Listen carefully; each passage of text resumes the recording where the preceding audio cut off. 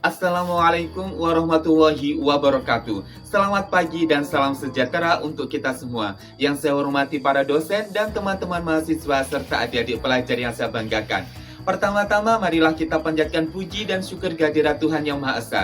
Karena atas rahmat dan karunia-Nya, kita semua dapat berkumpul di sini dalam keadaan sehat dengan bersama-sama membahas sebuah topik yang sangat penting di era modern ini, yaitu peran generasi muda dalam menghadapi disinformasi di era digital. Sebelumnya saya ingin memperkenalkan diri terlebih dahulu karena ada pepatah mengatakan, tak kenal maka tak sayang. Perkenalkan, saya Gatot Widodo dari Prodi Ilmu Hukum dan saya dari UPBJJ Jember. Dan sebelum saya melanjutkan, izinkan saya membuka pidato ini dengan sebuah pantun.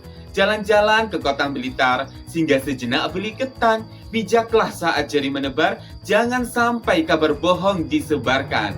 Hadirin yang saya hormati, kita hidup di zaman ketika informasi dapat menyebar dalam hitungan detik. Namun sayangnya, tidak semua informasi yang beredar di ruang digital adalah kebenaran. Banyak dari kita yang mungkin pernah menerima berita yang ternyata palsu atau yang biasa kita sebut sebagai hoax. Dan lebih memprihatinkan lagi, tidak sedikit dari kita yang sempat mempercayainya dan bahkan ikut menyebarkannya.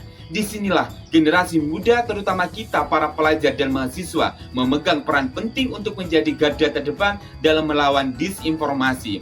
Hadirin sekalian, disinformasi bukan sekedar kesalahan informasi, tetapi merupakan bentuk manipulasi yang disengaja untuk menyesatkan publik, membentuk opini, bahkan menggiring perilaku sosial masyarakat.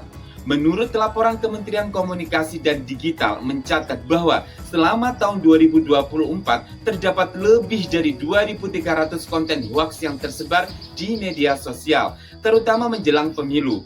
Angka ini menunjukkan bahwa ruang digital belum sepenuhnya aman dari manipulasi informasi. Tidak hanya itu, menurut survei We Are Social and Bitwater di tahun 2024, 89% pengguna internet di Indonesia aktif di media sosial dengan kelompok usia 18-24 tahun sebagai pengguna terbesar. Ini berarti kita generasi muda adalah kelompok yang paling banyak terpapar informasi digital, sekaligus paling berpotensi untuk menjadi korban dan penyebar hoax jika tidak berhati-hati. Lebih lanjut lagi, penelitian Kata Data Insight Center di tahun 2023 menunjukkan bahwa 61% masyarakat Indonesia pernah menerima berita palsu dan 37% diantaranya sempat mempercayainya. Fakta ini menggambarkan betapa masih rendahnya tingkat literasi digital di masyarakat kita. Hadirin yang saya muliakan, tingginya penyebaran disinformasi menimbulkan berbagai dampak negatif bagi kehidupan sosial dan politik. Pertama, menurunnya kepercayaan publik terhadap lembaga pemerintah. Berita palsu menyerang lembaga pemerintah, tokoh masyarakat, atau aparat negara, yang menyebabkan masyarakat sulit membedakan mana kebenaran dan mana manipulasi.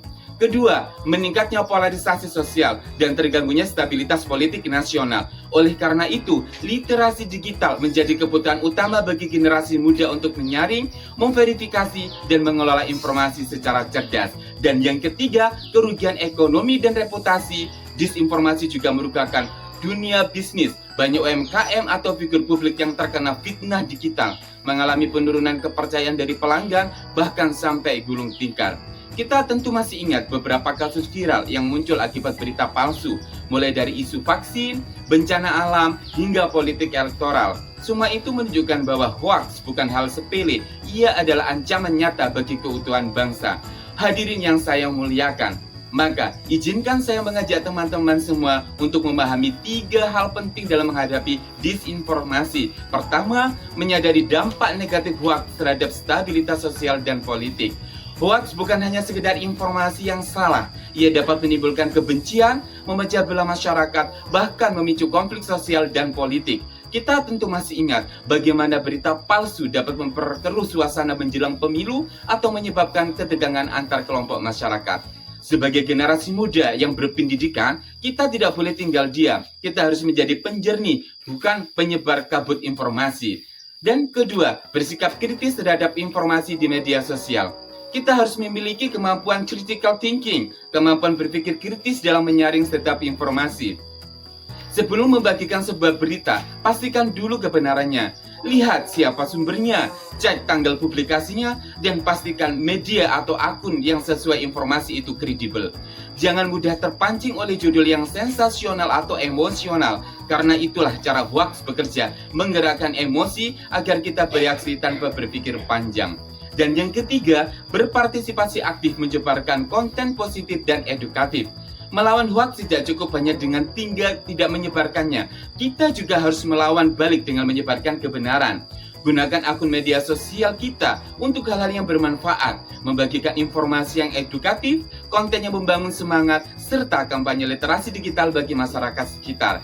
Ingatlah, di tengah derasnya arus informasi, kehadiran satu konten positif bisa menjadi penyeimbang bagi ribuan kabar yang menyesatkan. Hadirin yang saya banggakan, literasi digital bukan hanya kemampuan membaca informasi di layar, tetapi kemampuan berpikir positif, beretika, dan bertanggung jawab dalam setiap tindakan di dunia maya. Generasi muda menguasai 4 pilar utama literasi digital, sebagaimana disampaikan oleh Kementerian Kominfo, yaitu digital skills, kemampuan teknis dalam menggunakan perangkat dan memahami teknologi digital. Kedua, digital safety, kemampuan menjaga keamanan dari data dan privacy online. Ketiga, digital etik, kesadaran moral dalam berinteraksi di dunia digital. Dan keempat, digital kultur, kemampuan memanfaatkan teknologi untuk memperkuat nilai budaya dan nasionalisme. Tidak dapat dipungkiri, lembaga pendidikan memiliki tanggung jawab besar dalam memperkuat literasi digital. Keempat aspek ini bukan teori semata, tetapi panduan praktis agar kita mampu menjadi warga digital yang cerdas dan berkarakter. Kampus harus menjadi pusat edukasi literasi digital dengan langkah-langkah konkret. Yang pertama, mengintegrasikan literasi digital dalam kurikulum perkuliahan. Misalnya dalam mata kuliah komunikasi, hukum media, dan etika profesi. Kedua, menyelenggarakan pelatihan atau seminar anti-hoax secara berkala. Dan ketiga, mengajak mahasiswa menjadi relawan digital yang mampu masyarakat mengenal hoax di media sosial. Dengan langkah-langkah ini, kampus tidak hanya mencetak sarjana yang cerdas, tetapi juga agen perubahan digital yang berintegritas. Hadirin yang saya hormati, selain pendidikan, kolaborasi lintas sektor juga penting. Pemerintah melalui Kominfo telah meluncurkan program Cyber Kreasi sebagai gerakan nasional literasi digital. Namun, keberhasilannya sangat bergantung pada partisipasi masyarakat, terutama kaum muda. Kita bisa berperan dengan cara sederhana, menjadi volunteer digital literacy, ikut kampanye Stop Hoax, atau membuat konten edukatif di TikTok, Instagram, dan YouTube. Dengan kolaborasi ini, generasi muda tidak hanya menjadi pengguna media sosial, tetapi juga penggerak perubahan sosial. Hadirin yang saya banggakan, di tengah derasnya arus informasi, etika digital menjadi pagar moral. Gunakan media sosial bukan untuk menyerang, tetapi untuk menginspirasi. Bukan untuk menebar kebencian, tetapi menanamkan semangat persatuan. Ingat, setiap unggahan adalah cerminan dari diri dan bangsa. Sekali jempol kita bergerak, dampaknya bisa luar biasa, baik atau buruknya. Maka jadilah pengguna media sosial yang beretika, sopan, dan empati.